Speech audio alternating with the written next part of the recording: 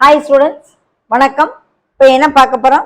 இயல் 2 எடுத்துக்காட்டு 2.27 பார்க்க என்ன கொடுத்துருக்காங்க. பகுதியை விகிதப்படுத்துக. எது பகுதி எது தொகுதின்னு தெரியும் உங்களுக்கு. இதுதான் பகுதி, இதுதான் தொகுதி.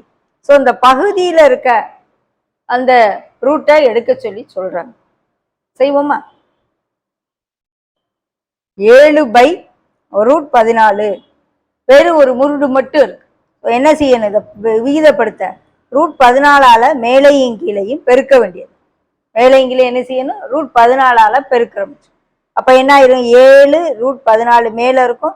இந்த 2 √14 சேர்ந்து ஒரு 14 மாறிடும். அதானே? 1 7 7 14. ஆன்சர் என்ன வந்துருச்சு? √14/2. அவ்வளவுதான். பகுதியை விகிதப்படுத்துது. பகுதியில ரூட் இருக்கக்கூடாது.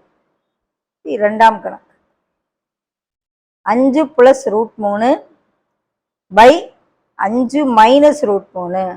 இப்ப என்ன செய்யணும்? இந்த பகுதியுடையத இணைய மேலையும் கீழையும் பெருக்கணும். 5 - √3 இணை 5 + √3. அதை மேலையும் கீழையும் போடணும். பகுதியையும் தொகுதியையும் பெருக்கணும். அப்பதான் கரெக்டா வரும். ஓகேவா? இந்த மாதிரி இருந்தா a - √b இருக்கு, நீ a + √b பெருக்கிற. ஸோ கீழே a + b × a - b பேட்டர்னில் இருக்கு. So a² - b².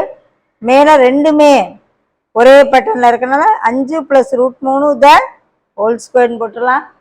இது a + b the whole square ஃபார்முலாவில் விரிச்சு எழுதுவேன். a² + 2ab + b². ஓகே, மனசுக்குள்ளேயே சொல்லிட்டே எழுதணும். கீழே 25 - 3. அப்போ 25ல் 3 வச்சுன்னா கீழே 22 ஆகும். மேலே 25 + 10 √3 + 3 √3 ஸ்கொயர் எடுத்தால் என்ன ஆகும்? 3. அப்போ என்ன ஆயிரும்? 28 + 10 √3/22. இது எல்லாமே ரெண்டாவது வாய்ப்பாட்டில் போகிற மாதிரி இருக்கு. 25 3 கூட்டினா 28, 10 √3, இங்கே 22. இதுவும் 2ஆல் போகும், இதுவும் 2ஆல் போகும், இதுவும் 2ஆல் போகும். ஸோ இன்னும் ஒரு சின்ன சுருக்கம். 14 + 5 √3/11. ஓகே, என்ன செஞ்சிருக்கேன்?